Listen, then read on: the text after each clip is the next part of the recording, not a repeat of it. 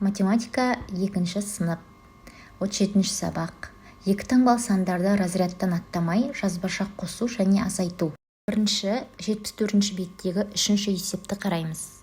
Екі таңбалы сандарды қосу. 52 мен 16-ның қосындысын есептеп көрейік. Бұл жерде біздер бірліктерді бірліктерге қосамыз. Оны бірліктердің астына жазамыз. Ондықтарды ондықтарға қосатын боламыз. 2 мен 6-ның қосындысы 8-ге тең болады. 5 пен 1-дің қосындысы 6-ға тең болады. Бұл жерде ескеріп кететін нәрсе, біздер қосқанда бірліктерден бастаймыз. Келесі 34 пен 65-дің қосындысы 99-ға тең. 25 сантиметр мен 43 сантиметрдің қосындысы 68 сантиметрге тең. Келесі 5-ші есеп 75-ші беттегі. 56 мен 24-дің айырмасы. Енді бұл жерде азайту амалына берілген есептер. Азайту амалына берілген есептерді бағанда орындаймыз. 56 мен 24-дің айырмасы 32-ге тең.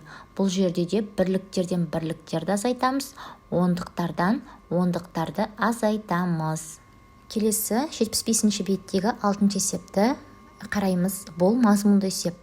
Мазмұнды есепті шығару үшін бірінші мұқият мазмұн оқу алуымыз керек. Күзгі демалыста мектебімізден 32 бала мұражайға, ал 11 бала циркке барды. Мұражай мен циркке барлығы неше бала барды? Енді шартын құрамыз. Шартын құру үшін мазмұндағы нақты нәрселерді аламыз. Мұражайға 32 бала барғаны белгілі, циркке 11 бала барғаны белгілі. Бұл жерден бізден сұрайды, барлығы неше бала барды деп сұрайды. Енді бізде шарты бар, сұрағы бар, шешуін тауымыз керек. 32 мен 11-ді қосамыз, 43 болады.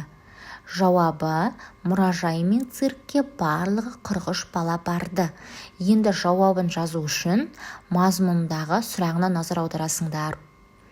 Келесі 75-ші беттегі 7-ші есеп. Бағандауға берілген есептер. Бірліктерге бірліктерді қосамыз, ондықтарға ондықтарды қосамыз.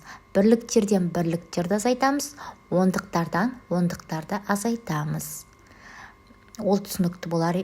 Келесі 75-ші беттегі 8-ші есепке қараймыз.